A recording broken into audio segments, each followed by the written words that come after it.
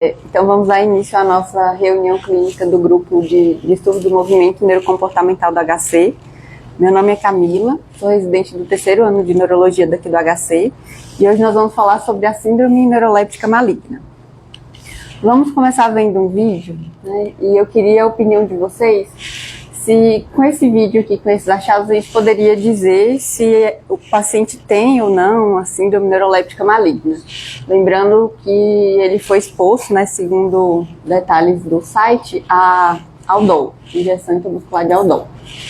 Então, observem que aqui ele começa com o tremor, né, mostra o tremor no superior direito. Ela está avaliando agora o tônus. E percebe-se assim uma rigidez plástica, né, na avaliação do membro. Vejam que o paciente, vou passar mais uma vez. Vejam que o paciente está aparentemente em um leito monitorizado também,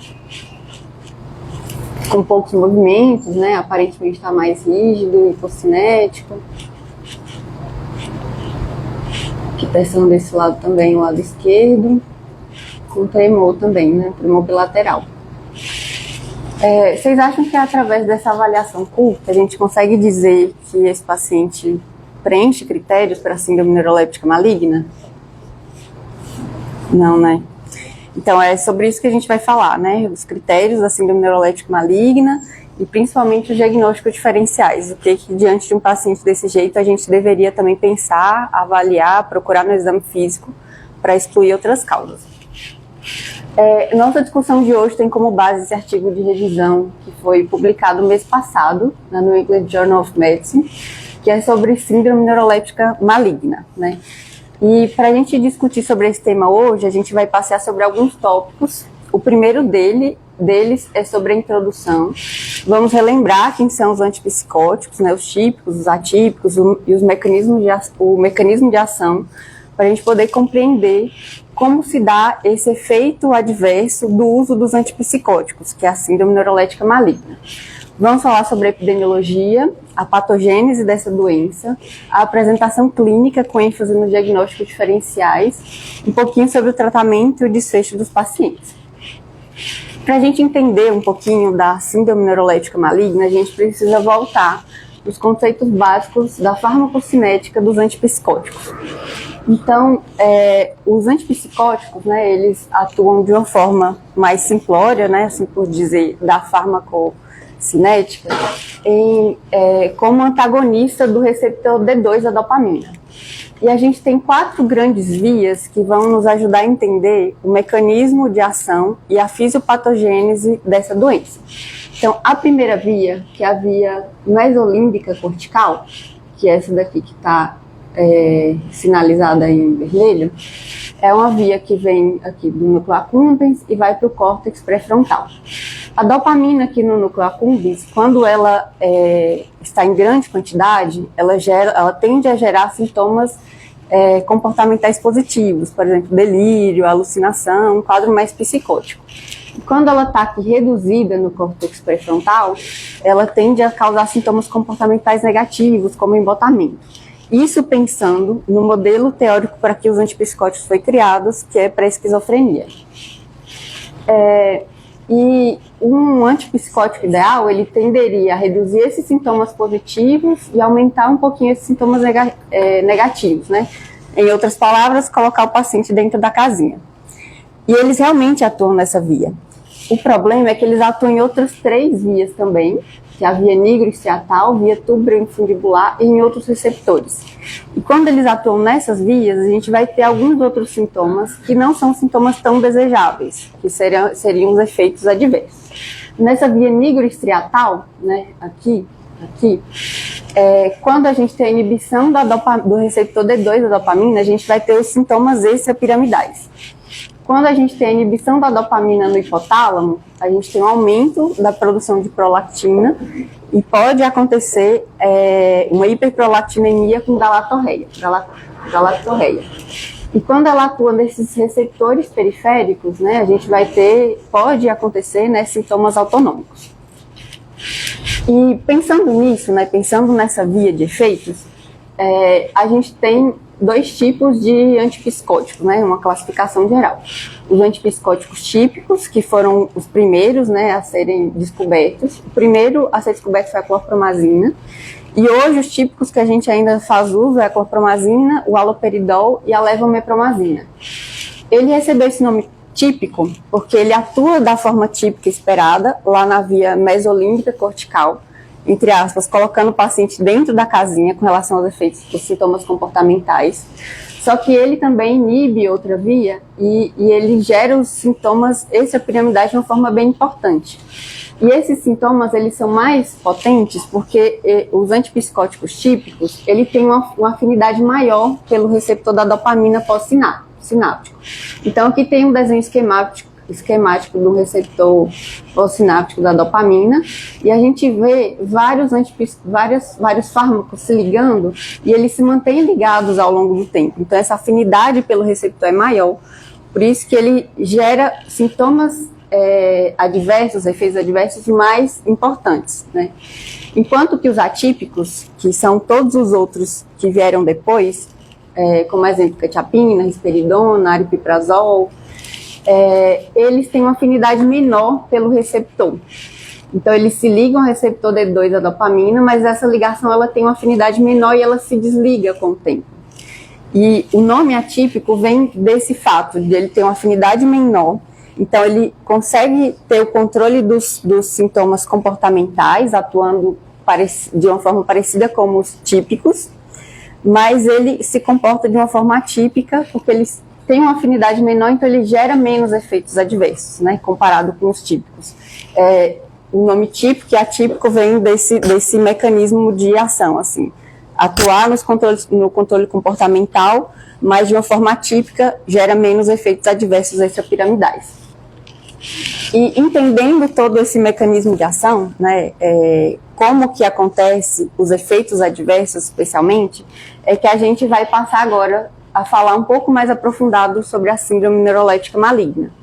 Então, a síndrome neuroléptica maligna, ela é uma doença com incidência baixa, né, apesar do uso muito frequente de antipsicóticos, essa incidência varia de 0,3% a 3%, e a ocorrência dessa doença, ela depende do tipo de agente, né, e lembrando do mecanismo de ação, ela é mais comum nos antipsicóticos típicos, porque tem uma ligação mais forte no receptor D2 da dopamina, do tempo de duração, quanto maior o tempo de uso de um antipsicótico, maior a incidência, e da via de uso. A via intramuscular ela é mais implicada do que a via oral.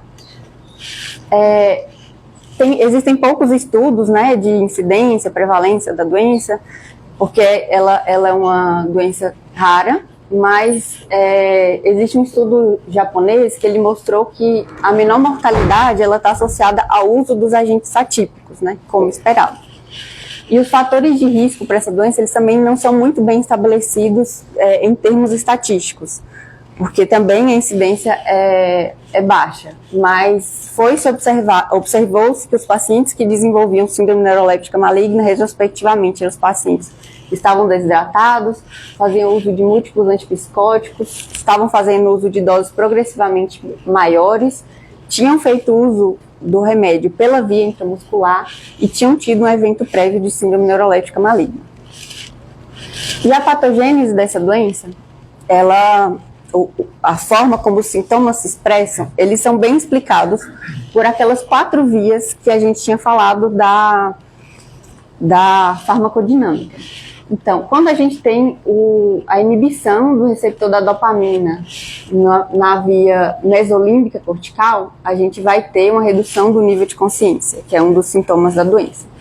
Quando essa inibição da dopamina ela acontece no hipotálamo, a gente vai ter a hipertermia, que é um sintoma core também da doença. Quando a gente tem a inibição da dopamina na via nigrostriatal, a gente vai ter os sintomas extrapiramidais, que podem ser como tremor, como a gente viu até no vídeo, e uma rigidez muscular. O detalhe é que essa rigidez muscular ela pode chegar a um ponto de ser tão intensa que vai levar a rabdomiólise, com mioglobinúria e, consequentemente, lesão renal aguda. E quando a gente tem o antagonismo da dopamina nos receptores periféricos, histamínicos, muscarínicos, alfa-adrenérgicos, a gente vai ter os sintomas autonômicos. E esses sintomas autonômicos vão se manifestar de diversas formas: taquicardia, labilidade pressórica, sudorese, cialorreia. E, basicamente, isso é um modelo hipotético que explica a ocorrência dos sintomas da doença. O detalhe é que esse modelo hipotético, ele não explica o porquê isso acontece. A gente ainda não sabe, existem várias hipóteses que tentam justificar o gatilho que faz um paciente que está usando um antipsicótico por muito tempo, ou alguém que nunca usou, ter uma mudança para a ocorrência da síndrome neuroléptica maligna. Porque se a gente observar, muita gente faz uso de um antipsicótico e a incidência da doença ela não é tão frequente assim. Então a gente sabe como acontece, mas a gente não sabe por que acontece. E alguns modelos, né, eles já questionaram se seria um gatilho genético. Até então, as respostas com relação à possibilidade de ser algo genético foram um pouco vagas. Nesse artigo de revisão que a gente está discutindo, né, ele traz algumas coisas que já foram estudadas, né, então polimorfismo do citocromo P450, ele traz até esse outro aqui, PYP2D6, que ele, quando mutado, leva a uma redução do metabolismo hepático dos antipsicóticos, mas viu-se que essa redução do metabolismo também não era a causa. Já foi avaliado se seria o receptor da rianodina, que é responsável pela hipertermia maligna, mas também não parece ter relação, e outros genes do receptor da serotonina, que também não parecem ter uma relação genética. Então, no momento, assim, essa parte, tudo que foi pesquisado, ainda está uma incógnita. Existe um estudo pequeno que verificou que alguns pacientes que tinham síndrome neuroléptica maligna tinha uma maior apresentação do alelo 1 do gene que codifica o receptor D2 da dopamina, mas assim também não sabe muito bem a plausibilidade biológica disso, não sabe de que forma isso se comportaria. Então, o gatilho genético ainda permanece como incógnito. Tem alguns outros modelos hipotéticos que questionam se não seria um fenômeno imunológico, se a gente não teria uma liberação de citocinas, especialmente L6, que seria o gatilho para que toda aquela cascata que a gente discutiu atrás, ela acontecesse. Mas ainda é uma incógnita. Então a gente sabe como acontece, a gente tem um modelo hipotético que explica os sintomas, mas a gente não sabe o gatilho ainda. E a síndrome neuroléptica maligna, ela é estabelecida, né, de acordo com o DSM-5, através do preenchimento desses critérios. Então, a gente tem que ter o preenchimento do critério A, mas pelo menos 2 do B. O critério A é rigidez muscular grave com hipertermia, com associação ao uso prévio de neurolépticos, e pelo menos 2 dos B. Então, diaforese, disfagia, tremor, incontinência, confusão, mutismo, taquicardia, pressão arterial elevada ou instável, leucocitose e uma CPK elevada. A gente ainda tem que dizer que sintomas A e B não são derivados do uso de uma substância como a fenciclidina, e esses outros sintomas eles não podem ser explicados por um outro transtorno mental. Esses são os critérios diagnósticos. Na prática, qual a imagem que a gente tem de um paciente com síndrome neuroléptica maligna? É o paciente que vai estar com hipertermia, ou seja, uma temperatura bem elevada, vai estar com alteração do nível de consciência, vai estar com tremor, rigidez, uma rigidez importante, e com alguns sintomas autonômicos, taquicardia, cialorreia, labilidade pressórica. Lembrando que a gente tem que ter história de exposição ao neuroléptico, e essa exposição geralmente varia de 1 até 30 dias por início dos sintomas. O intervalo médio de início é 4 dias, e a média de duração dos sintomas pode ser de 9 dias. E essa média de duração tem relação com a meia-vida do fármaco. Então, quanto maior a meia-vida, por exemplo, o aldol decanoato, né, o meia-vida maior, pode ser que dure por mais tempo os sintomas. E ter esse paciente na cabeça parece fácil, né? O difícil é quando a gente começa a lembrar que existem outras doenças que podem se parecer, que compartilham como sintoma, né, chave, um quadro de hipertermia e rigidez. E é aí que abre o braço para os diagnósticos diferenciais. E aqui eu listei alguns os mais importantes para a gente poder lembrar, né? O primeiro deles, né, comparativamente com a síndrome neuroléptica maligna, é a síndrome serotoninérgica.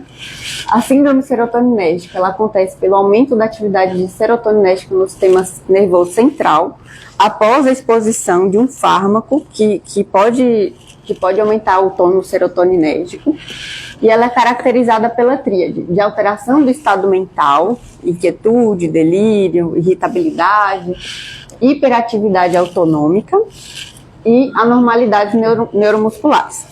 Se vocês compararem aqui uma coluna com a outra, né, vocês vão ver que elas são muito parecidas, assim, elas compartilham essas questões autonômicas, alteração do estado mental, mas a chave aqui é as anormalidades musculares. Então, em uma, né, na síndrome neuroléptica maligna, a gente vai ter reflexos hipoativos ou reduzidos, enquanto que na síndrome serotoninérgica os reflexos vão ser muito vivos. Pode ter até sinais de liberação piramidal, sinal de Babinski. Então, a chave para a gente pensar no diagnóstico, como fazer o diagnóstico diferencial entre as duas, é os reflexos, né? E os reflexos é tão importante na síndrome serotoninérgica que os critérios diagnósticos para a síndrome serotoninérgica, que são os critérios de toxicidade de Hunter, e existe até um algoritmo que te ajuda a usar esses critérios. Não vou destrinchar o algoritmo, mas de uma forma geral, se vocês olharem tudo aqui a coluna da direita do IES, que confirma o diagnóstico, sempre vai haver aqui a necessidade de exposição a um fármaco que aumenta o tônus serotoninérgico, mas sempre tem relação com reflexos vivos aumentados. Então, clonus espontâneo, clonus induzido, clonus ocular, hiperreflexia, e tudo isso aqui sempre vai caminhar para o diagnóstico de síndrome serotoninérgica. E um detalhe é a metoclopramida. A metoclopramida, ela pode desencadear as duas síndromes, tanto uma síndrome serotoninérgica quanto uma síndrome neuroléptica maligna, né? Medicina não é fácil. E o segundo, né, é a hipertermia maligna, né? Comparativamente, a hipertermia maligna ela é uma doença autossômica dominante. Ela acontece pela mutação no receptor de RYR1 da ranodina, e ela leva a uma crise hipermetabólica com aumento de influxo de cálcio no músculo após a exposição a anestésicos voláteis e succinilcolina.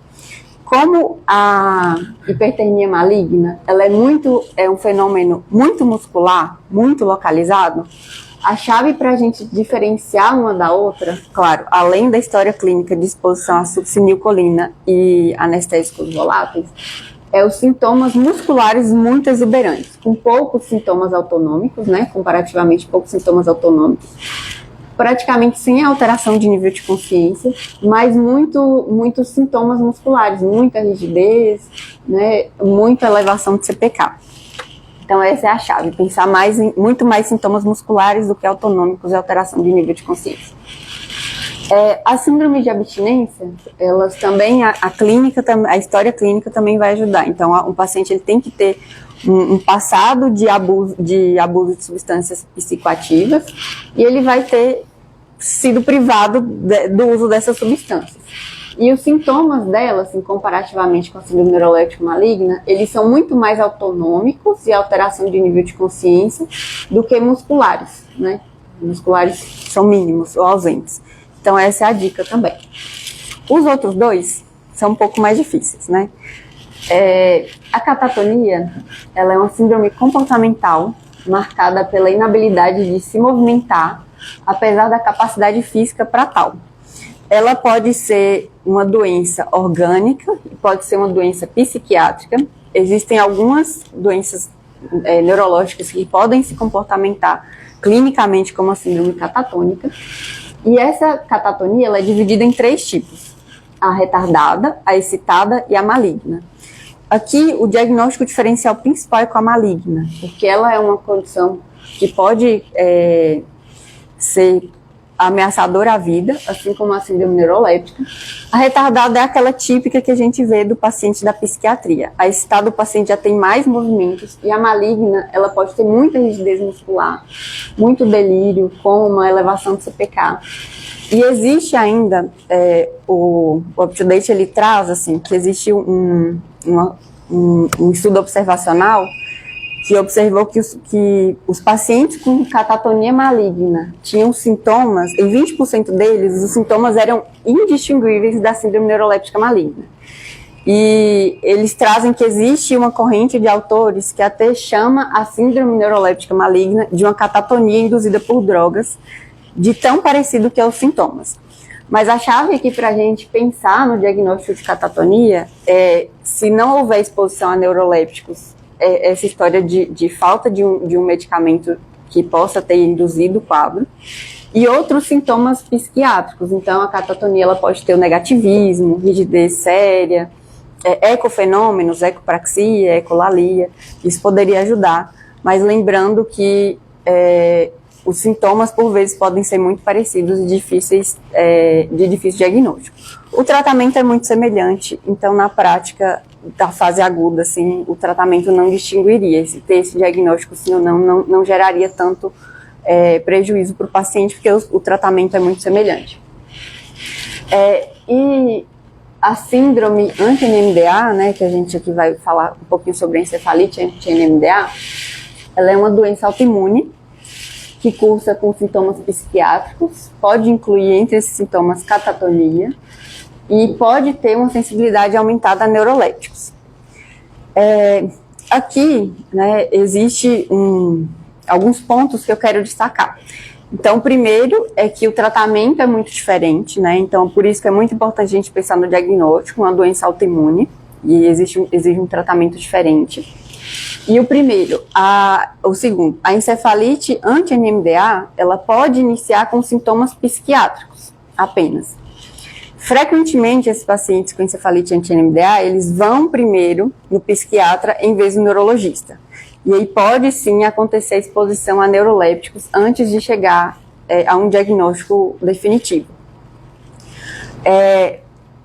Mas no curso da doença, mesmo se não houver exposição a neurolépticos, essa doença, a encefalite anti-NMDA, ela pode cursar com sintomas semelhantes à síndrome neuroléptica maligna, com rigidez, hipertermia, febre. E o uso do neuroléptico, ele pode piorar os sintomas, mas não piorar desencadeando uma síndrome neuroléptica maligna. Piorar porque o uso pode... essa é uma doença que cursa com uma sensibilidade aumentada a neurolépticos. E se vocês observarem, assim, esse quadrinho que compara sintomas, ele é muito semelhante, né? É um pouco difícil da gente pensar como fazer um diagnóstico diferencial. Mas existe um acrônimo, né, que vai nos ajudar, de acordo com a história, de acordo com os dados clínicos do paciente, a pensar em um paciente que está com uma clínica que se parece com a síndrome neuroléptica maligna, que talvez teve exposição a neurolépticos no curso do diagnóstico, em que momento da história eu vou ter que virar a chave e pensar, pode ser uma encefalite anti-NMDA.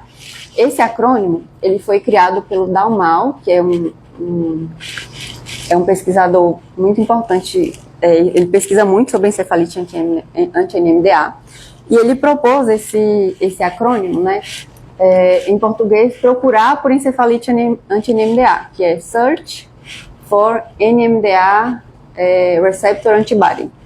Então, o primeiro deles, né, ver se o paciente tem algum distúrbio do sono, né, a encefalite, ela cursa com distúrbios do sono.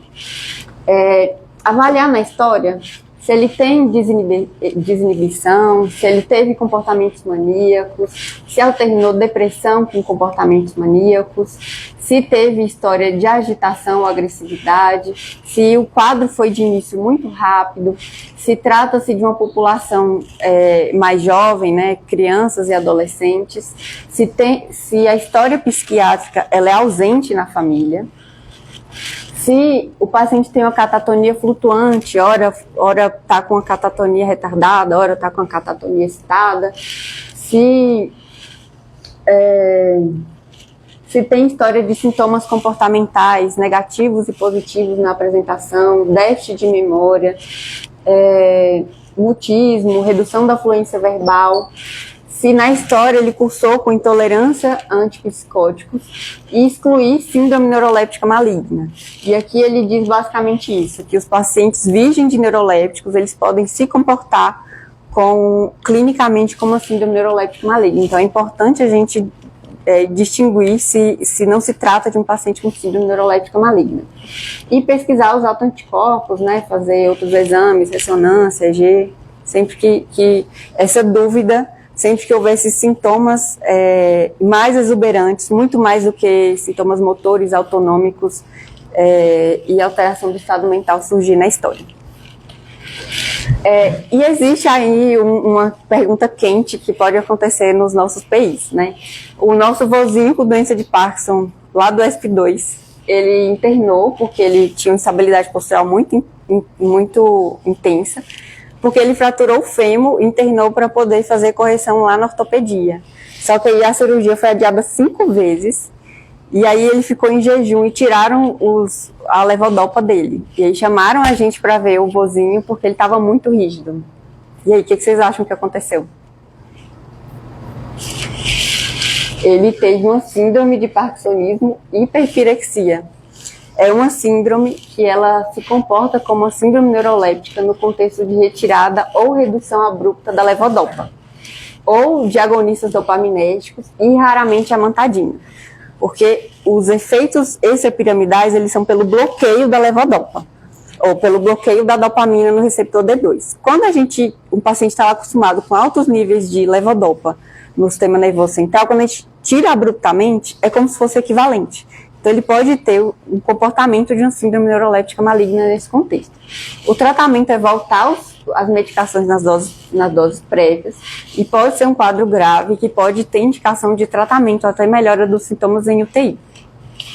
E o tratamento, de uma forma geral, né, da síndrome neuroléptica maligna, ela vai abranger todos aqueles sintomas que a gente já discutiu.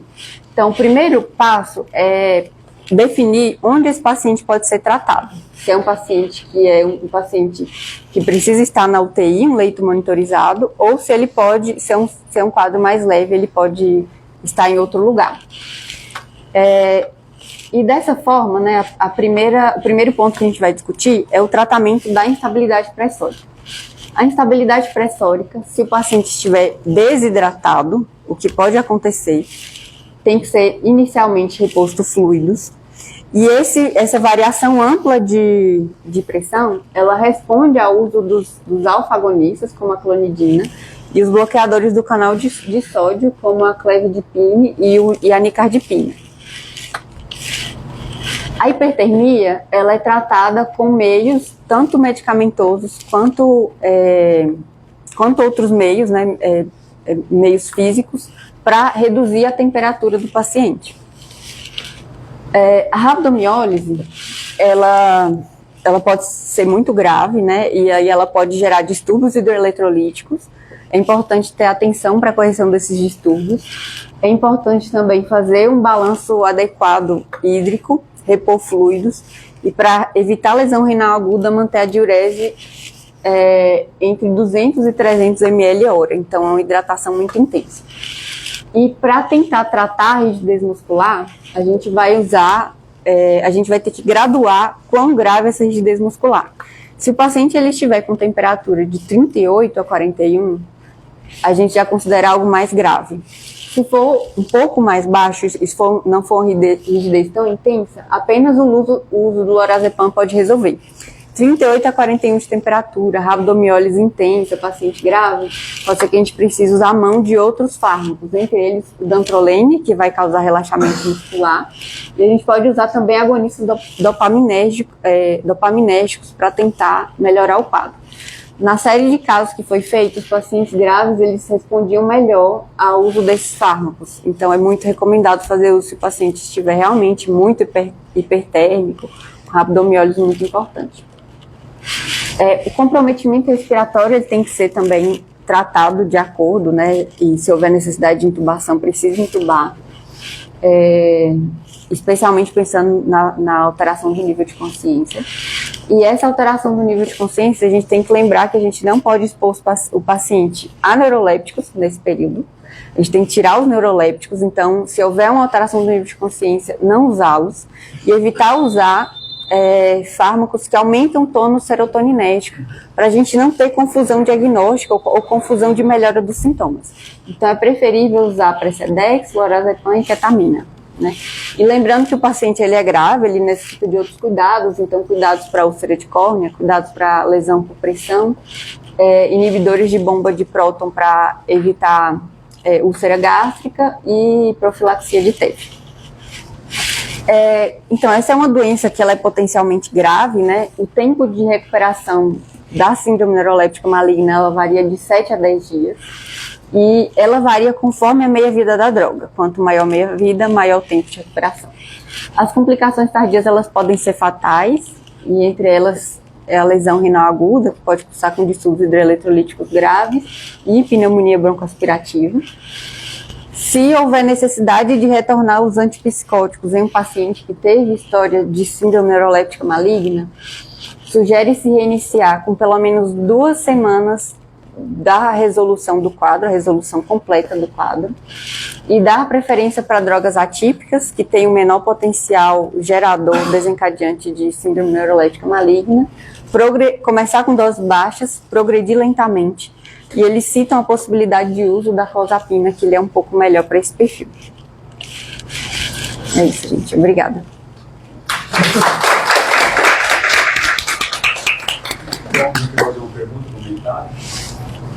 Gostei muito dos diagnósticos diferenciais, acho que acrescentou muito isso. Obrigada.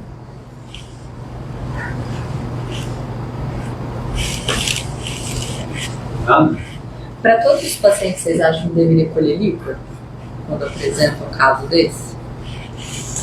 Eu acho que se eu... Desculpa.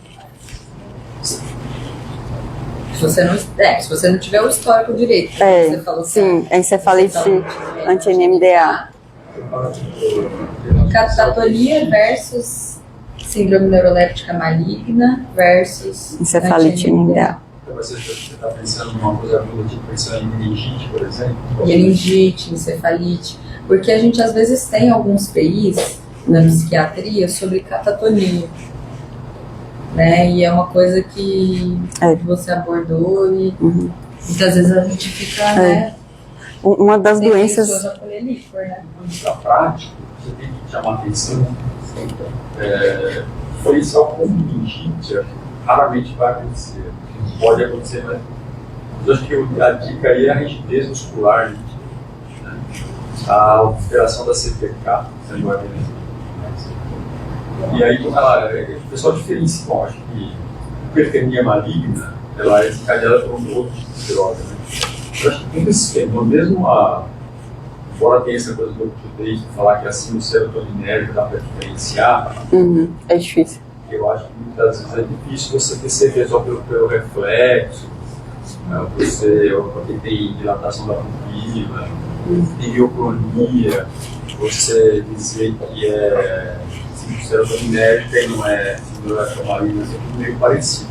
É igual a síndrome de parkinsonismo, hiperperícia para mim é uma síndrome neuroléptica maligna. É a mesma coisa, né? Não tem diferença. Então, assim, acho que na prática é bem difícil, mas a vantagem é que tudo é igual, mesmo jeito de você tratar. Isso. Se não muda nada, acho que o grande problema é você ver se tem um fator desencadeante e conseguir evitar. Clinicamente é bem difícil diferenciar mesmo. E a encefalite NMDA, ela não vai ter, geralmente, nunca vai ter, pelo menos, CPK elevada, essa rigidez tão grave, embora tenha catatonia, mas se você é catatonia maligna, pode ser que seja um outro caso. O que vai acontecer é que ela não vai melhorar, né? Você vai tratar e não vai melhorar. Então isso vai chamar atenção mais quando você pensar em outro diagnóstico. Outro detalhe é que, embora os atípicos sejam considerados risperidona, aripiprazol, eles são menos.